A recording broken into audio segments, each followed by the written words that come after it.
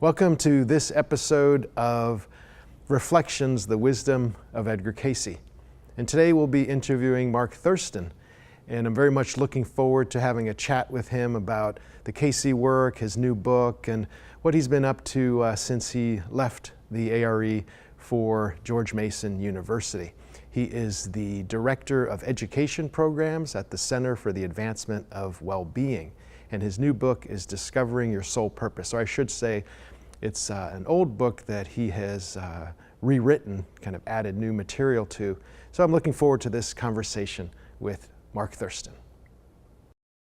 Mark, it's such a pleasure and honor to have you on the show today. Thank you, Peter. So good to be here. Yeah, thanks for coming. I know that in our history, I arrived, you'd been here, I don't know how many years, 37 years or something like that? I started working here in the fall of 1972. Wow. And then went to George Mason University to start teaching January 2009.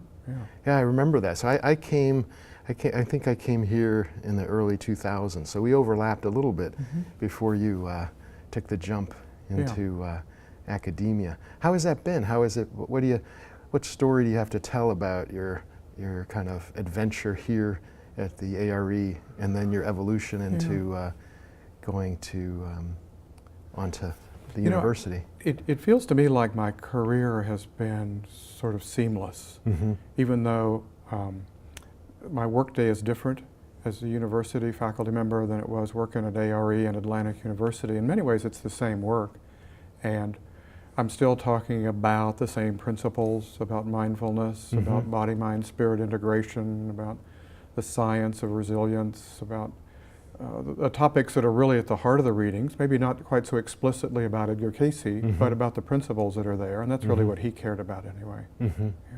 Yeah, and I think that, with the Cayce work, there's, we oftentimes say that he gave readings on 10,000 different subjects. And so there's kind of lots of different, people are attracted to the Cayce work for these different, the ancient mysteries people, and, maybe I think you and I have a commonality in the kind of mission in life, soul purpose kind of readings that he gave. And I know that your book, Your Soul's Purpose, is coming back out. You're reprinting it. So I'm excited to hear about that. New edition of Discovering Your Soul's Purpose. The first edition was published by A.R.E. Press in 1984. And so Random House, the Tarcher line within Random House, is publishing this new edition. It's about 30% new material. Oh, great. And it's going to reach a wider audience, I think, this way. Oh, good. And then what have been the changes? What did you see as the original focus of the book, and how do you see it's evolved? Well, part of what happened in the interim 30-plus years was I just got a chance to do workshops around this topic more frequently. So I have more examples and stories and exercises that people can follow as self-inquiry towards finding their purpose. And there's also social science research over the last 25 and 30 years that I think is supporting a lot of the principles, especially around how we go about finding meaning in life. And it corroborates many of the things that we find in the Cayce readings from decades before that research. And what drew you to well, first of all, the Cayce work, and then to the soul purpose? What do you have in a nutshell? What do you have to share if you were to kind of synthesize your TED Talk on Cayce on soul purpose? What would that cover? Well, in terms of, I'm not sure I would do autobiographical stuff in my TED Talk, but you sort of referred to that. I've been thinking recently, I'm coming up on the 50th anniversary of my finding the Cayce material. I was a senior in high school, and my sister and I were watching the Mike Douglas TV talk show one afternoon after school, and Hugh Lynn Cayce, Edgar Cayce's son, and Jess Stern were the guests, and they were talking about this relatively newly published book, The Sleeping Prophet. And my sister and I were both enthralled by this, the idea of all this stuff. So we went and got a copy, and that led to reading a lot of books my last year of high school about Cayce. A lot of the Edgar Cayce on books had begun to come out. And at that time in my life, I really had trouble figuring out what my life purpose would be, because I felt there were two sides of myself. Part of me was really interested in religion. I was very involved in my Protestant church and very involved with the youth program, and my family was very involved with the church. I was thinking maybe I'm going to have a career having something to do with religion or being a minister. Another part of me was really interested in science, math and physics, and I was doing very well academically in those areas. And it seemed like there were two sides of me, the scientist and the sort of religious, spiritual seeker, and I didn't really see much conversation between the two. And so the Cayce material really helped me begin to build a bridge between those two aspects of myself. And how would you describe that bridge? What do you see as the bridge between? Because I think that probably as a society, or maybe as a New Age society, we're working on that bridge between religion and spirituality and science. Yeah.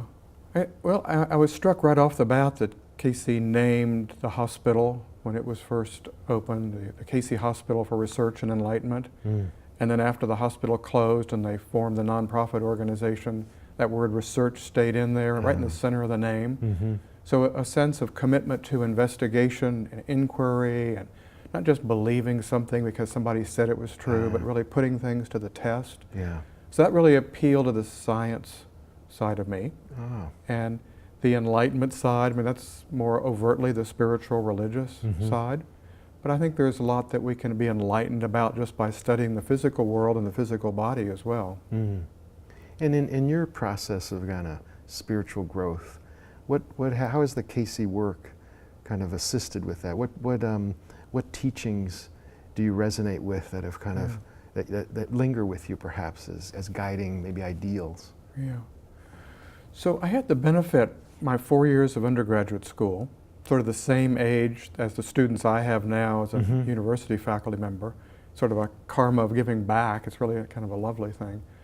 But in those early years of studying the material, coming to A.R.E. conferences, studying psychology for a major, I think the things that struck me most about the readings were ideas around how we find meaning, the role of intentionality and ideals, the importance of meditation or having mindfulness in one's life regularly, the material about dreams. And I was also very fascinated with reincarnation. At first I was very determined that this was not going to be I was not going to come back again. This was going to be my last lifetime. Maybe it's having just emerged from adolescence and not wanting to have to do that again. But, in a lot of ways, those same topics have stayed with me for a long time in my personal inquiry and in my work as well. And so as you look at I don't know if we haven't really talked about if you've done regressions or if you've had memories of your past lives. How do you see that? How do you see this life kind of connected with past life influences? So I've had some dreams that were pretty evidential for me about past lives. I think there's also a lot of room for self-delusion around this. And I'm actually interested in reincarnation more in a prospective way.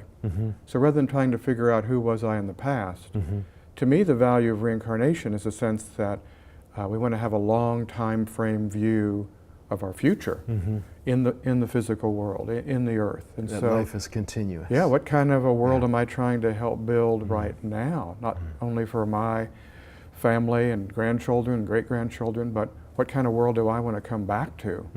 So I like to call it pre-incarnation rather than reincarnation. So do I have a sense of the continuity of life, as you put it? Do I have a sense that there's an interconnectedness to the way I live my life with something about the future? And to me, that's a really vitalizing concept. Yeah, there's readings where Cayce said, like, basically, what does it matter that you lived and died and are buried in your grandmother's backyard or by the cherry tree, I think he said. And what matters what you can do now.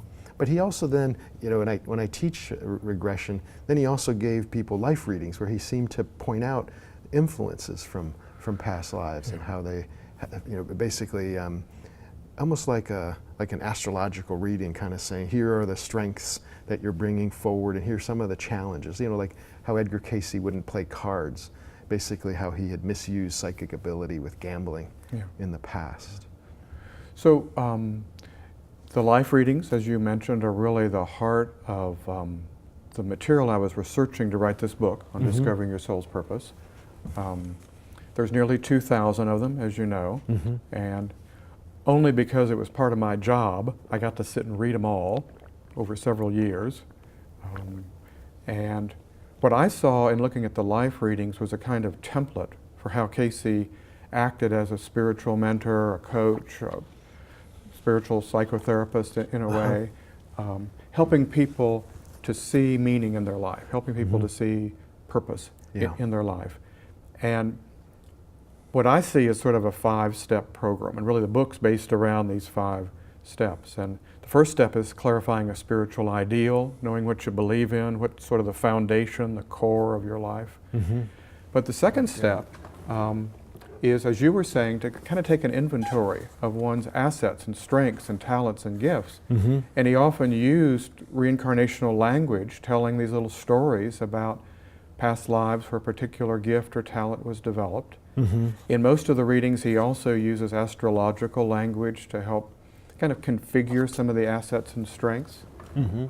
I like to think of that as sort of Cayce's temperament model. As a psychologist myself, I'm always kind of looking to see the key psychodynamics in somebody's system of thought. And so Jungian psychology has this notion that's been made popular by the Myers-Briggs type indicator, but Jung had a sense that we have a temperament type. And I think Cayce, in a similar way, relied on planetary astrology language to talk about temperament type. So Mars is particularly influential to somebody. And here are the aspects of your personality that are influenced by Mars. Or you have a personality temperament that has a strong influence from Jupiter. And here are the qualities that go with that. So between the past life stories and the astrological language, he was kind of giving people a little bit of an inventory on their soul. And typically there were 4 or 5 or 6 key strengths and talents. Now he'd mentioned problems too, because we've also made a mess of things, and there's obstacles in the way that we have to deal with in fulfilling a life purpose.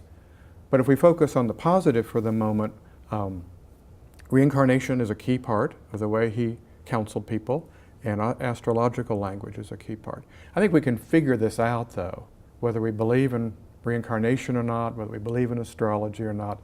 There are exercises to kind of hone in on what our core gifts and talents are. Yeah, I was just recently, in my research and in talks, he talked about how the past life or the astrological influences are in the individuality, and the past life influences are in the personality. I thought that was really interesting, that he's basically saying that the past life influences are unconscious, but in that way I think they're a stronger influence. And this distinction, as you're saying, between individuality and personality is really an important part of Cayce's psychodynamics, where we tend obviously to be much more aware of our personality, your Peterness, my Markness. It's driven a lot by habit and routine, and the individuality is that deeper, more authentic self. And we've got to learn ways to connect to that. And just for our listeners or our watchers, just that, would you say that the personality could be called, would the ego be a good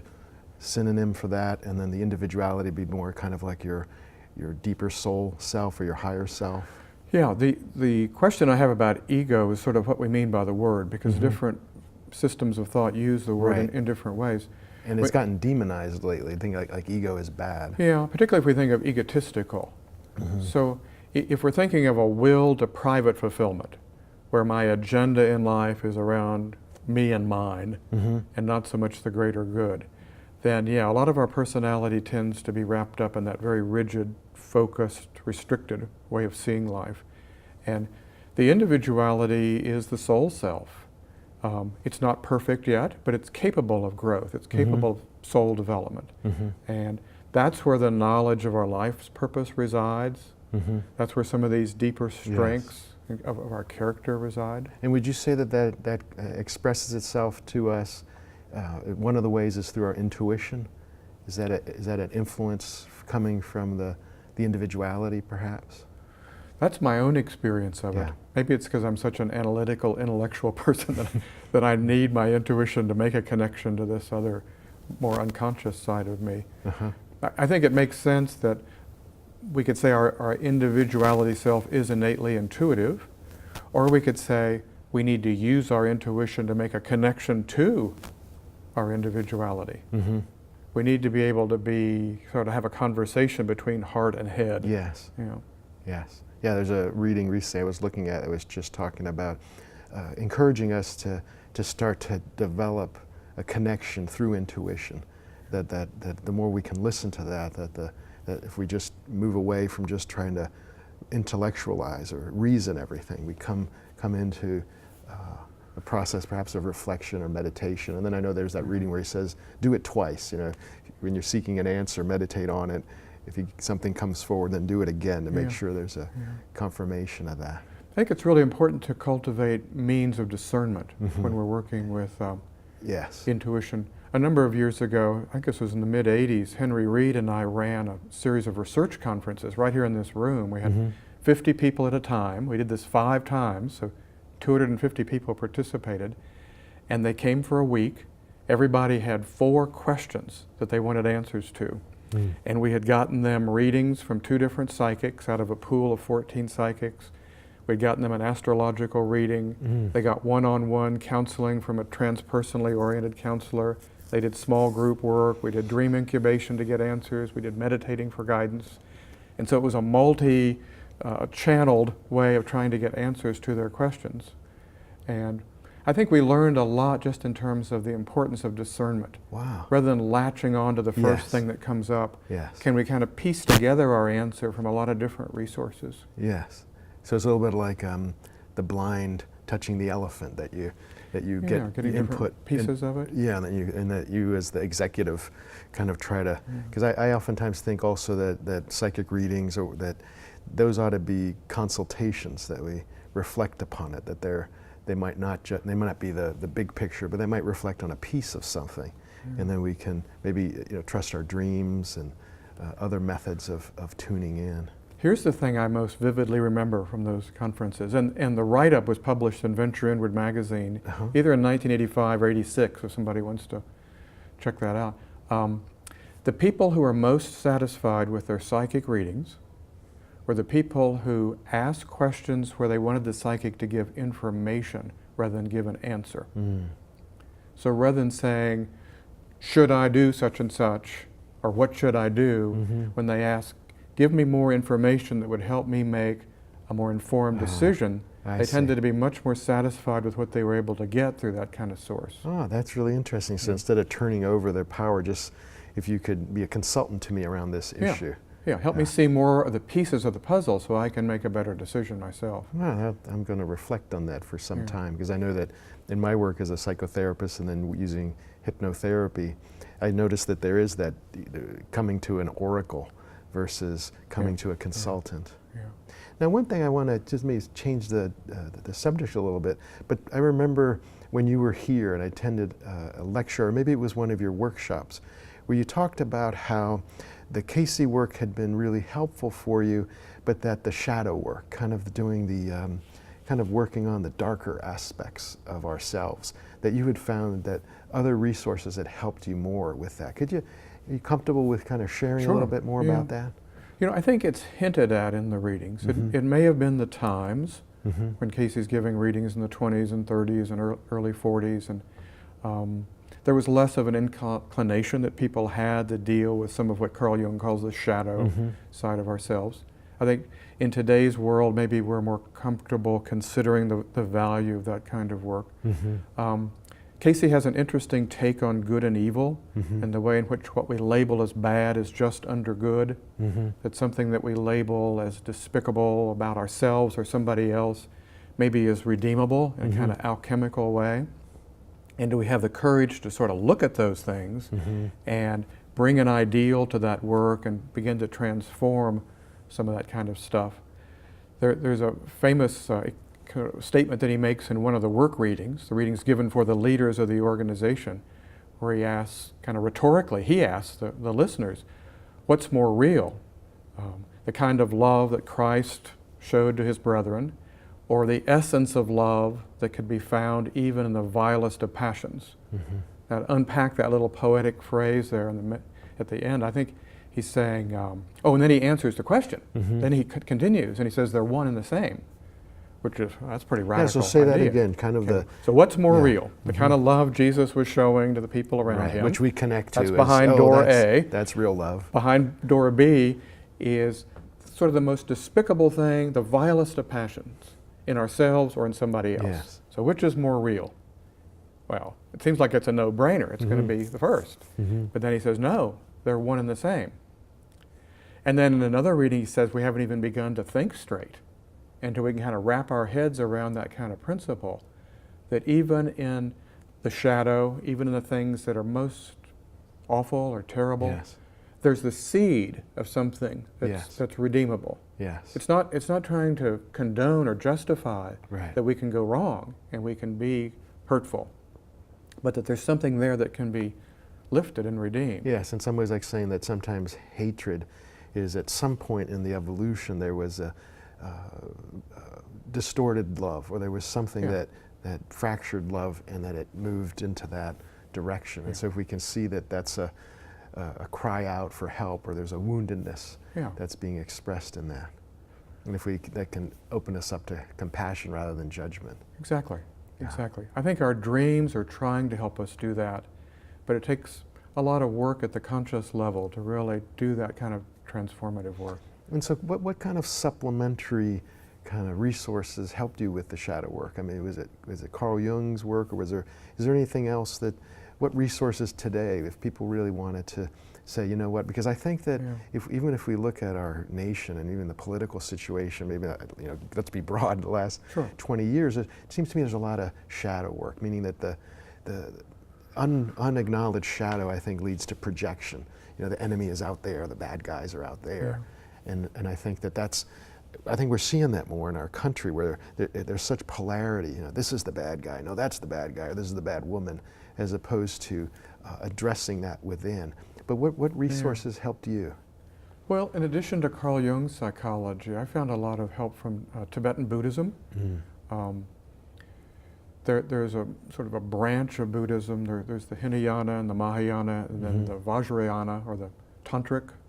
Tibetan Buddhism has a lot about this kind of alchemical process of being able to face the demons and meditatively transform that energy.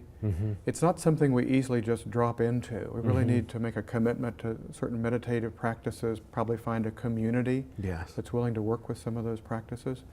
But simply finding a therapist or finding a counselor who's done some personal work in this regard and is willing to walk that path with you. It helped you move out of shame into, because sometimes we are ashamed of these dark aspects, and move into acceptance or working that through, or healing.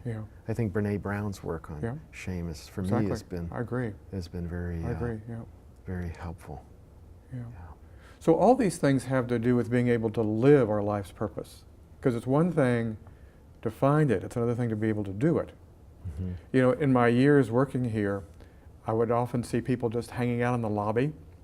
Even before this building, the Library Conference Center was built. When I first worked here, there was just the old hospital building on the hill, and there was a lobby there. And there's always people kind of hanging out in the lobby, and they've had a profound meditation experience or a big dream, and God's spoken to them, and they've been told their calling. And I don't doubt it. I think those are authentic experiences. They're ready to ascend. But but then you got to get out and do something with that in the world.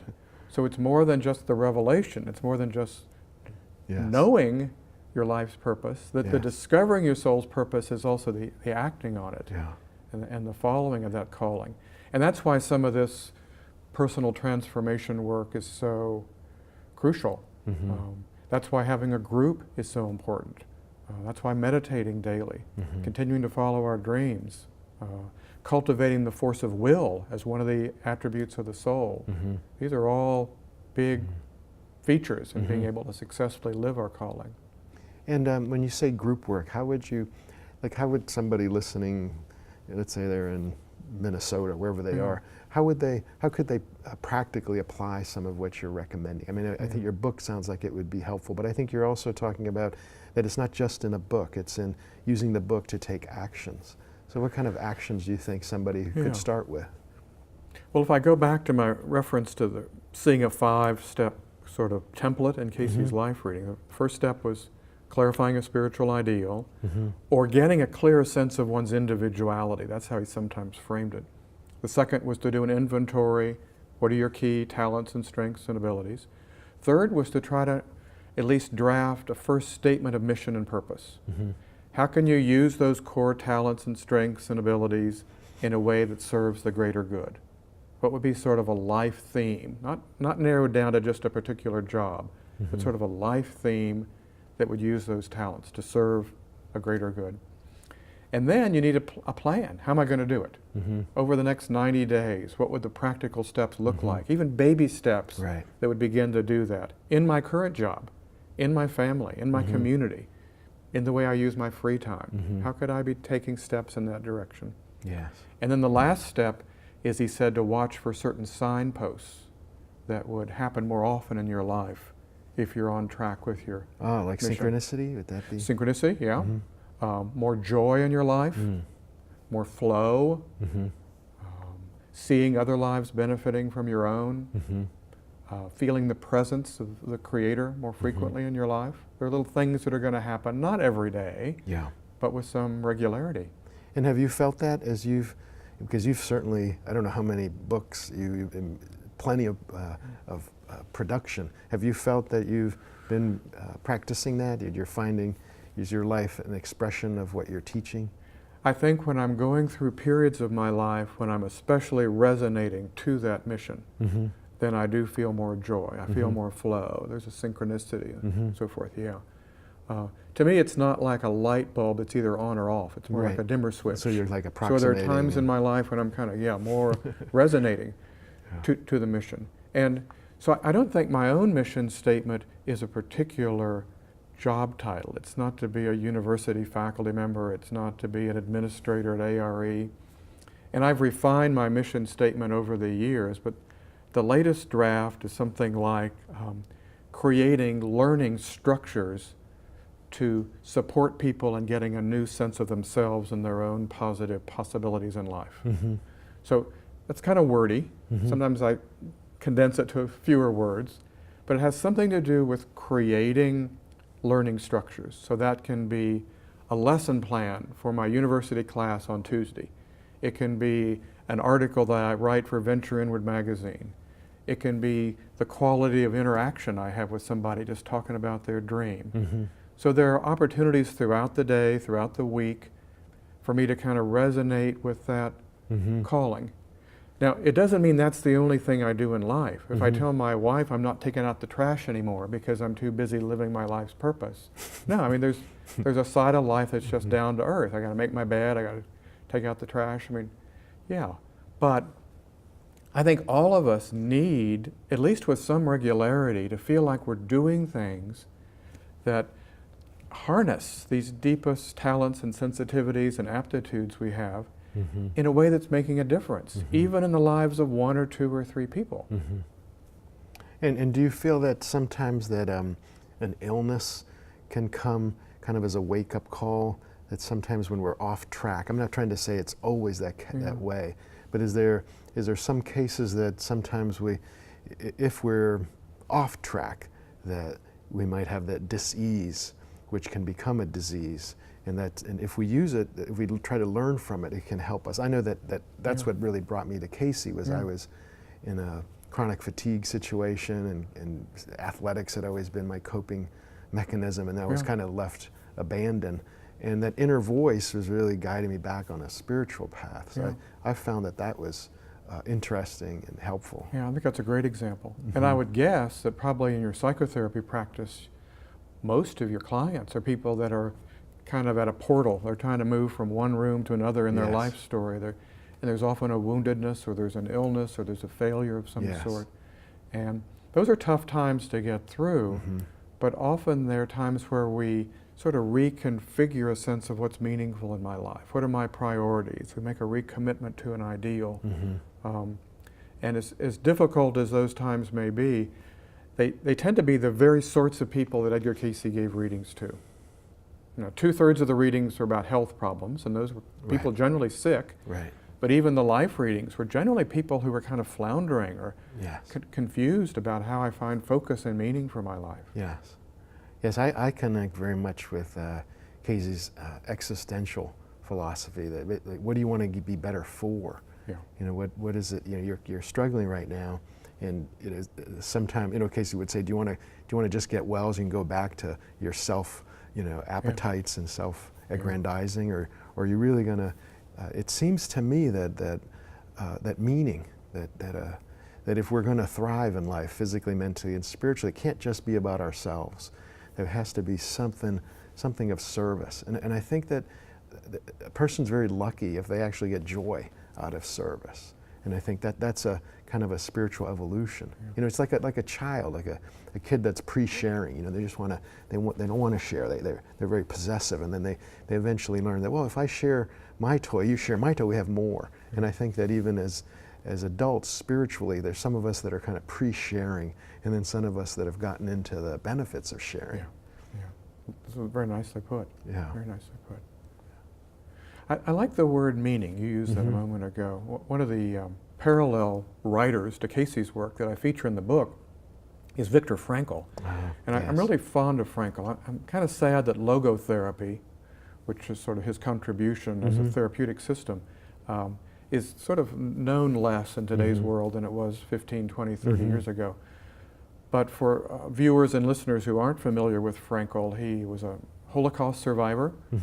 He was already a psychiatrist when he and his family were thrown into Nazi concentration camps. Virtually all of his family members died. He survived. And coming out of that was his work around the search for meaning. Yes.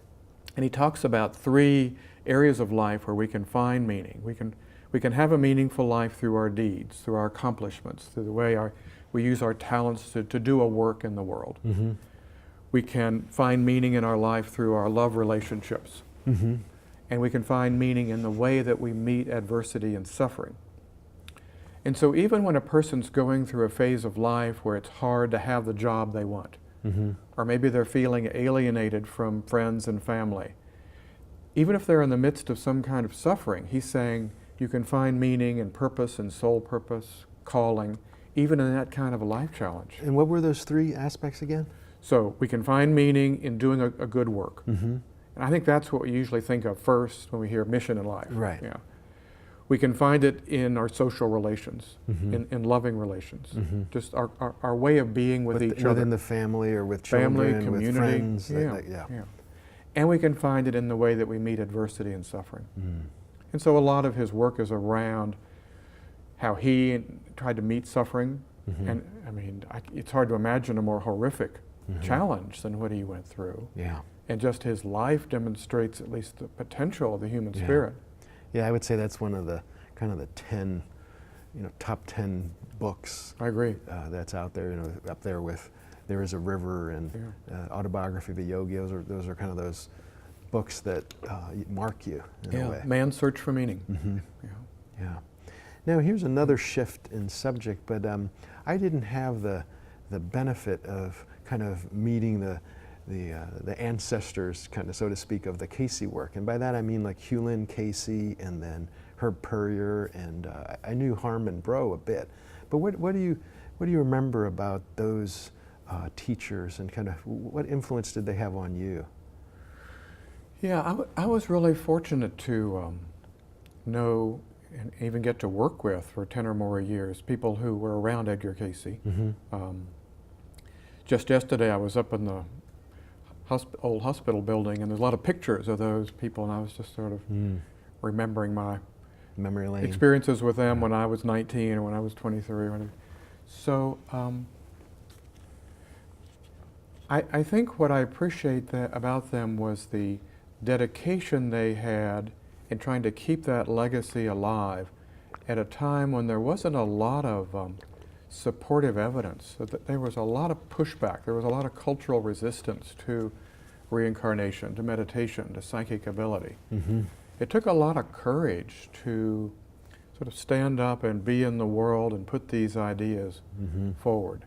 I always felt in a way that Edgar Cayce was still here through Gladys Davis, Gladys Davis Turner. So I guess she lived until the mid-'80s or so. And it was really something to go into her office. So for 13 or 14 years of my working here, she was still here. And you could go into her office and it was like Edgar Cayce was still there. She could pull out a reading and she could remember what the weather was like that day. And if the person had come to be present for the reading, which wasn't always the case, but when they were, she'd remember things about the person. And that there was a certain aliveness around the legacy. And certainly Hugh Lynn, who was still alive and working here for the first 10 years that I worked here. May St. Clair, who was part of Edgar Cayce's staff for the last years of his life.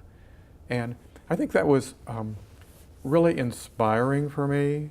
It was informative also because I felt like I learned things about the readings that were more than the documents themselves. I mean, it's one thing to read the transcripts and to see the wisdom and the knowledge that's there.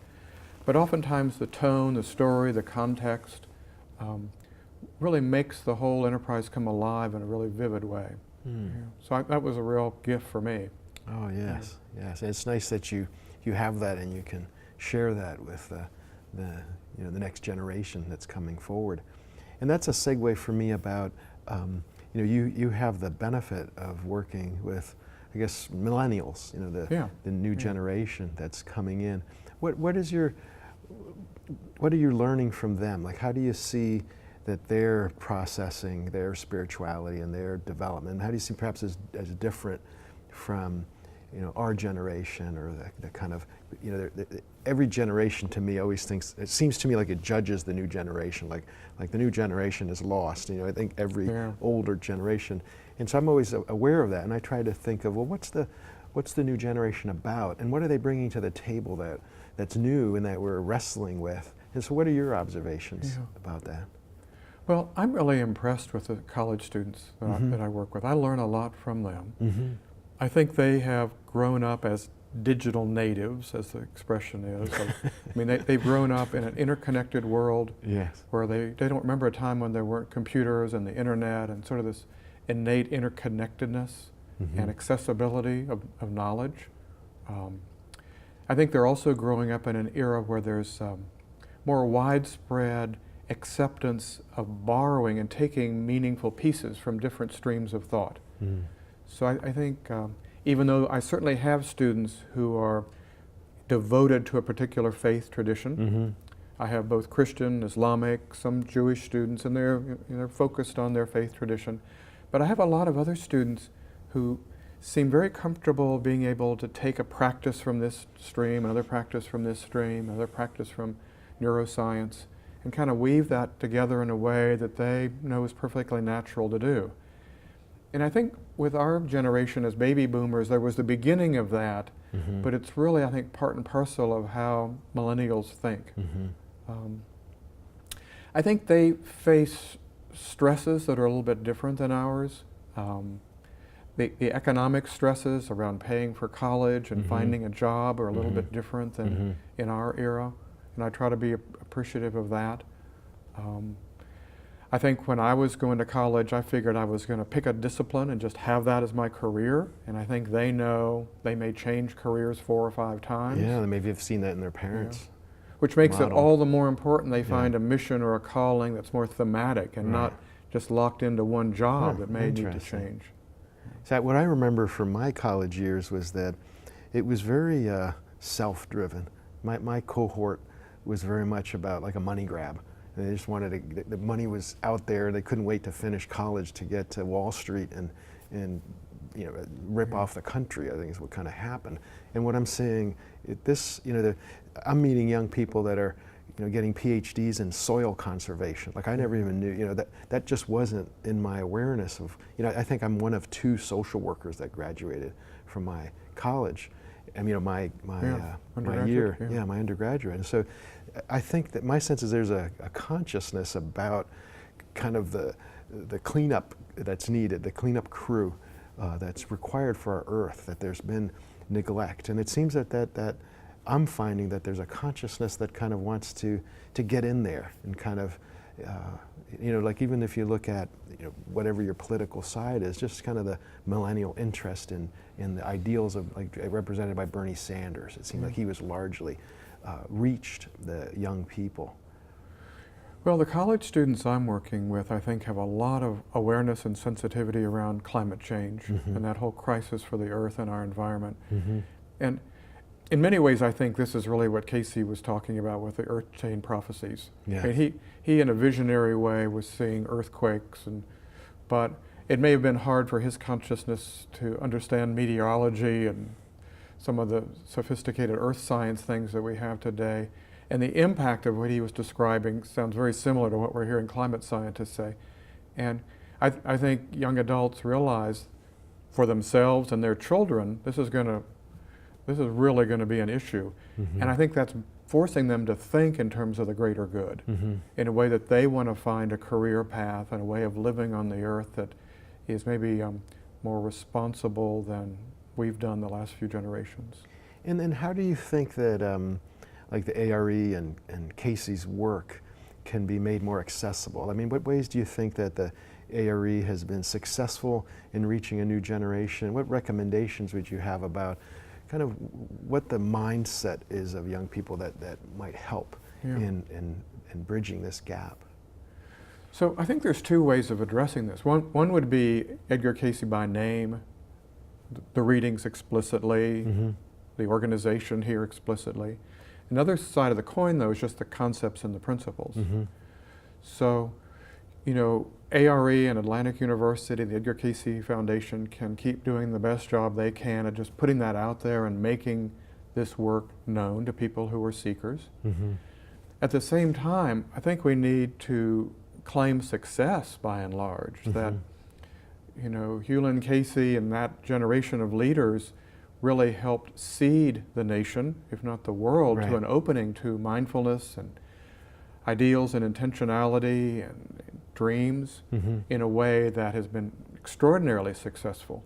And even when Cayce hasn't been recognized directly for this, a lot of the key people were profoundly influenced in the 50s and 60s and 70s to do the work that they did that perhaps became famous. So I think we want to keep doing that seeding work, maybe not be overly concerned about how much Edgar Cayce's name gets any more famous or not. And a lot of this is around intentionality and ideals, the importance of attitudes and emotions, around mindfulness and meditation, around the value of intuitive knowing and dreams, around the whole body-mind-spirit connection, a way of understanding the body that's part of a configuration of a soul. And I think in the next 100 years, these ideas are going to be even more deeply appreciated, and there's surely work for these organizations to keep doing in that regard. Yeah, that's a really good point. You know, I think that, like, let's say castor packs, which Cayce recommended so much, I know that that's now part of medical training for the naturopaths. And so they don't give any credit to Edgar Cayce about that, but does that really matter? You know, did Edgar Cayce really want it to be Edgar Cayce, you know, a trademark, or did he just want people to get castor packs? That the intention is really selfless. And I think I hear that what you're saying, that if we can start attaching more to kind of what he had to say and less into, because I think sometimes when it becomes almost like a double conversation to talk about who Edgar Cayce was rather than what he said. You know, as I've been trying to write, you know, sometimes there's some publishers kind of want you to move away from the Edgar Cayce name because it can sound cultish. And so they, you know, I know at the A.R.E. we stick with that, and then as they try to go reach a broader audience, they try to disconnect it from that. Yeah, you know, it's a long-standing issue for the organization. I mean, I was in hundreds of administrative meetings over the years and jobs that I had. We often wrestled with this question. Clearly, everybody agrees Edgar Cayce the man was not desirous of his name becoming famous. Yes. At the same time, is there kind of a brand that comes with that name that stands for something?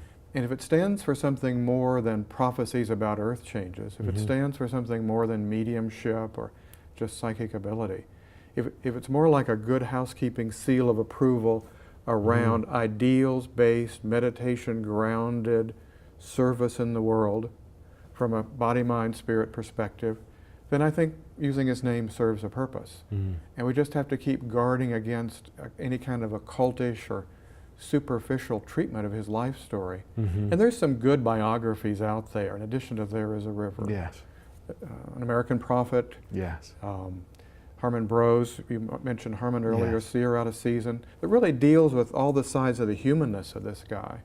And as long as we have that kind of literature out there too, I think it's fine to use his name as a kind of brand in a very human, inspiring sort of way. And as we're kind of getting close to the end of our time together, hour together, is anything more? Is there anything that you would like to share? Kind of like when you think about reaching a larger audience, just about this work and your work, what you've learned. Is there anything that we haven't covered that you'd like to give voice to? Yeah. Well, I want to tell people that I've got a web page. It's just my name. Oh yeah, tell us about that. Just markthurston.com. It takes you to a page on the website of a nonprofit organization my wife and I started 17 years ago, Personal Transformation and Courage Institute. But that's a page there about me. And on that page, there's a link to the book if people want to get the Discovering Your Soul's So that's Purpose where book. they can get this book. It's available through your website. And or just a link to booksellers. Okay. And it's available from the A.R.E. Press bookstore as well. People can leave a message for me there.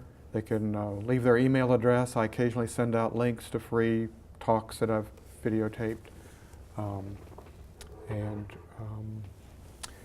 I've also recorded some guided meditations. So I click on the tab that says resources. Yeah. Now, do you have anything coming up this year? Kind of anything that if someone, anything going on in the DC area or on the road? Do you have a couple of I'm one of the speakers for the New Year's conference here in Virginia Beach this late December. Will you be speaking on this subject? Is that your focus? I've forgotten. But I always speak on this subject. You know, years ago, Peter, when I was a conferences manager, Edgar Cayce said to me, "You know, Mark, I've really only got 4 talks." I just move stuff around a little bit, but I've got 4 basic talks. So I may only have 3 basic talks. I hear that all the time too. It reminds me of, they said that Henry Kissinger, when he would do a press conference, he would say, "Do you have any questions for my answers?"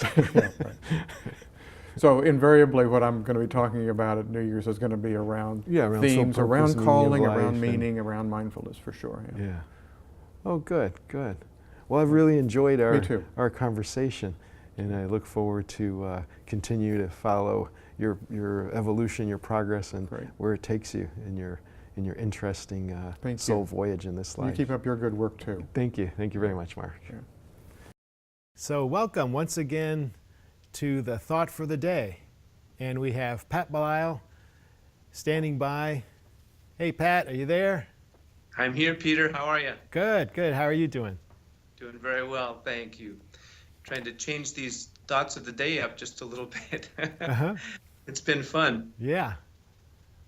You want the next one for today? Yeah, let's do it. Awesome, man. Let's see, this one is 2936-2. All that you may know of good must first be within self. All you may know of God must be manifested through yourself. To hear of Him is not to know. To apply and live and be is to know. Amen, brother. Yes. So there you go. So what are your thoughts about that? Well, I love this. I mean, it's, so many of us, not just in the Cayce work, but in spiritual work in general, love these theories and ideas about how we should live, let's say, but then we don't actually get around to applying them and living them. Yes. One of the things I appreciate most about the Edgar Cayce material and the A.R.E. and Search for God study groups is that they really help you focus on applying these lessons in your life. So to me, that's what it's all about. That's the way to know God, is to live this stuff, to apply it in your life. Mm-hmm. You're good at that.